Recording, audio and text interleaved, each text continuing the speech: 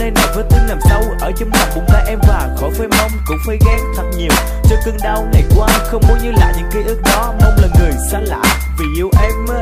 Trái tim này luôn sẵn sàng không màng một chút vướng bận, chỉ tập yêu em dù là chút ánh sáng, nhưng em đâu biết là khi tình yêu này càng xa anh phải chịu nỗi đau tất cả ngay lúc này, và mãi mãi phải chấp nhận người xa vào một hy vọng nhỏ riêng mình ta cũng nhớ rất là nhiều vì đã quá yêu người con gái. Nhưng mà nghĩ lại là em có yêu anh đâu, làm sao trái tim này đọc lại tình cảm này sẽ không hề phai. Xin lỗi vì đã không ngoảnh lại, để giờ em phải nhận lấy phút giây anh còn vương vấn ở nơi này. Từng dòng cảm xúc anh phải chấp nhận và chân vùi nó ở nơi đây. Rất muốn tình cảm này sẽ quay lại và cùng em vui như lúc xưa, nhưng mà rất tiếc là anh không thể yêu em thêm một lần nữa. Anh đã cố như tay em lại những người đã bước vội ra đi. Tình cảm này chết em buông bên người, còn anh thì nước mắt trên mi. Hiện tại anh phải đối mặt với một nỗi đau là đã mất đi người. Quá khứ cố xóa lặng lẽ ngước nhìn khi gặp lại nhau như gượng cười.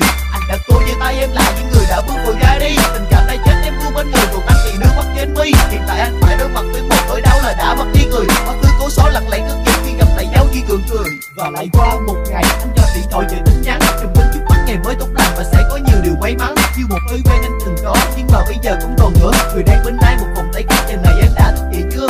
Nhiều câu hỏi lên quanh trong đầu nhưng anh cũng chẳng biết hỏi ai. Ngày em ra đi em bước tới người, thật sự anh đã làm gì sai? Trái tim này vẫn luôn yêu em, cho dù em đã có người mới, nhưng tại sao em không hiểu điều đó khi cho nước mắt thì phải rơi? Anh không thể xóa hết tất cả những kỷ niệm đẹp như bên nhau. Anh hay đùa giỡn làm em giận lòng vậy thôi hạnh phúc khi hôn nhau. Tình yêu của anh là vậy đó, đơn giản là lúc gặp em cười, nhìn em hạnh phúc đùa vui với anh, thật sự như vậy là đủ rồi. Có khi chung chắc ở nơi đây, anh luôn chờ đợi ở nơi này. Hai từ chia tay em nói đơn giản nhưng đối với anh sâu đắng cay. Anh vẫn luôn yêu chỉ một người và đó sẽ mãi là em thôi. Cho dù tình cảm thì có phai mờ thì người anh yêu cũng em thôi. Anh đã cố chia tay em lại những người đã bước vội ra đi. Tình cảm này chết em buông bên người, còn anh thì nước mắt trên mi. Hiện tại anh phải đối mặt với